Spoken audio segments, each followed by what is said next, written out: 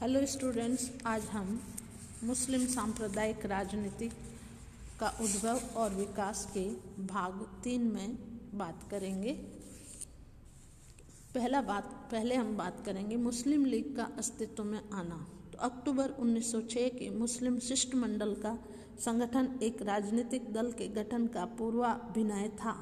भारत की राजनीति में इसे सुखद विकास समझा गया और ब्रिटिश नौकरशाही वर्ग में प्रसन्नता की लहर दौड़ गई।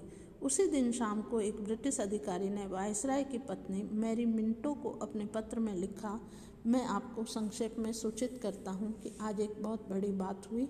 आज राजनीतिज्ञतापूर्ण एक ऐसा कार्य हुआ जिसका प्रभाव भारत तथा उसकी राजनीति पर चिरकाल तक पड़ता रहेगा। 6 करोड़ 20 लाख लोगों को हमने विद्रोही पक्ष में सम्मिलित होने से रोक लिया है। इंग्लैंड के समाचार पत्रों ने भी इसे एक बहुत बड़ी विजय बताया और मुसलमानों की बुद्धिमत्ता की प्रशंसा की। यह प्रथम अवसर था जबकि वायसराय के निमंत्रण पर भारत के विभिन्न भागों के मुसलमान शिमला में एकत्र हुए थे और जब वे वापस अपने अपने घर लौटे तब वे पूरे राजनीतिज्ञ बन चुके थे तथा अलीगढ़ की राजनीति को सारे देश में फैलाने का जिम्मा लेकर लौटे थे।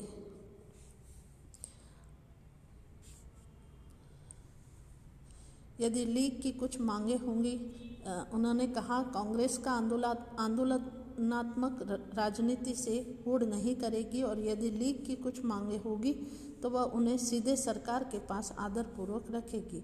उन्होंने विद्यार्थियों का आह्वान किया कि आपको ब्रिटिश साम्राज्य की रक्षा करनी चाहिए और जो लोग इस साम्राज्य के शत्रु हैं उनसे आपको लोहा लेना है। यदि आप यह बात ध्यान में रखेंगे और इसके अनुसार आचरण करेंगे तो आप ऐसा काम करेंगे जिससे आपका नाम ब्रिटिश भारत के इतिहास में स्वर्णाक्षरों से लिखा जाएगा और भावी पीढ़ियां आपके प्रति आभार प्रकट करेगी। 1907 ईस्वी में लीग का वार्षिक अधिवेशन कराची में हुआ जिसमें लीग का संविधान स्वीकृत हुआ और इस संविधान में लीग के निम्नलिखित उद्देश्य रखे गए। ब्रिटिश सरकार के प्रति भारतीय मुसलमानों में निष्ठा की भावना पैदा करना और किसी भी योजना के संबंध में मुसलमानों के प्रति होने वाली सरकारी कुधारणाओं को दूर करना। दूसरा, भारतीय मुसलमानों के राजनीतिक तथा अन्य अधिकारों की रक्षा करना और उनकी आवश्यकताएं तथा उच्च आकांक्षाओं को संयत भाषा में सरकार के सामने रखना। और तीसरा, जहाँ तक हो सके उक्त उद्देश्यों को यथासंभव बिना हानि पहुँचाए मुसलमानों तथा भारत के अन्य संप्रदायों में मित्रतापूर्ण भावना उत्पन्न करना। मुस्लिम लीग के संविधान में स्थायी अध्यक्ष की व्यवस्था की गई और खोजा संप्रदाय के धार्मिक नेता आगा खां को अध्यक्ष बनाया गया। और 1913 ईस्वी में मुस्लिम लीग ने अपने संविधान में संशोधन करके अपना उद्देश्य भारत में औपनिवेशिक स्वशासन की मांग करना निश्चित किया। अब हम आगे बात करें लखनऊ समझौता और खिलाफत आंदोलन। तो 1912 ईस्वी के बाद मुस्लिम लीग के दृष्टिकोण में परिवर्तन आने लगा। कांग्रेस भी अपने उद्देश्यों की पूर्ति के लिए मुसलमानों का सहयोग चाहती थी। फलस्वरूप 1916 ईस्वी में कांग्रेस और लीग के मध्य एक समझौता हो गया जिसे लखनऊ समझौता कहते हैं। इस समझौते से देश में सांप्रदायिक एकता स्थापित हुई। तत्पश्चात प्रथम विश्व युद्ध में तुर्की के विरुद्ध ब्रिटेन ने युद्ध की घोषणा कर दी। भारतीय मुसलमानों को आशंका थी कि यदि तुर्की युद्ध में हार गया तो तुर्की साम्राज्य का विघटन कर दिया जाएगा, खलीफा की शक्तियां समाप्त कर दी जाएंगी। अतः भारतीय मुसलमानों ने खिलाफत आंदोलन चलाया। गांधी जी ने मुसलमानों को सरकार से सहयोग का कार्यक्रम अपनाने की अपील की। मुसलमानों ने गांधी जी के असहयोग आंदोलन में सहयोग दिया जिसके फलस्वरूप खिलाफत आंदोलन और असहयोग आंदोलन मिलकर एक हो गया। किंतु जब गांधी जी ने चोरी चोरा कांड के कारण 1922 ईस्वी में अचानक आंदोलन स्थगित कर दिया तब मुसलमानों ने गांधी जी की कटु आलोचना की और लखनऊ समझौते से स्थापित सांप्रदायिक एकता पुनः नष्ट हो गई। देश में सांप्रदायिक दंगे प्रारंभ हो गए।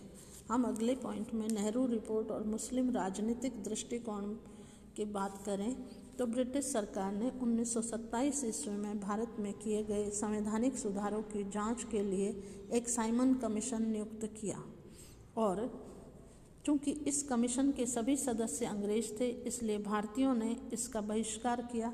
जिस समय भारतीय साइमन कमीशन का विरोध और बहिष्कार कर रहे थे तब भारत सचिव बर्कनहेड ने भारतीय नेताओं को एक सर्वमान्य संविधान बनाने की चुनौती दी। फरवरी 1928 और मई 1928 में सर्वदलीय बैठक बुलाई गई तथा मोतीलाल नेहरू की अध्यक्षता में एक समिति नियुक्त की गई।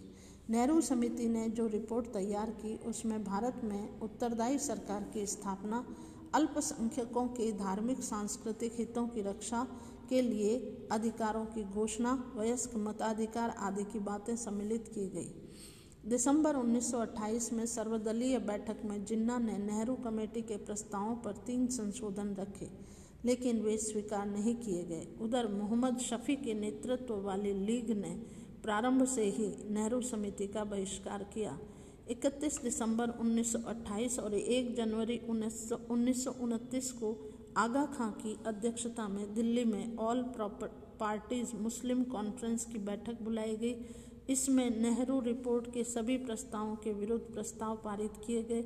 जिन्ना ने इस कॉन्फ्रेंस में भाग लिया, किंतु मार्च 1929 में मुस्लिम लीग के अधिवेशन में जिन्ना ने नेहरू रिपोर्ट के मुकाबले अपनी 14 शर्तें रखी, जिनमें संघीय संविधान, प्रांतीय स्वायत्तता, पंजाब और बंगाल में मुस्लिम बहुमत की स्थापना, केंद्रीय विधानसभा तथा प्रांतीय विधानमंडलों में मुसलमानों के लिए 1/3 स्थान सुरक्षित करने की मांगें शामिल की थी। धन्यवाद। इस वीडियो में इतना ही। आगे हम अगले पॉइंट में बात करेंगे अगले वीडियो में।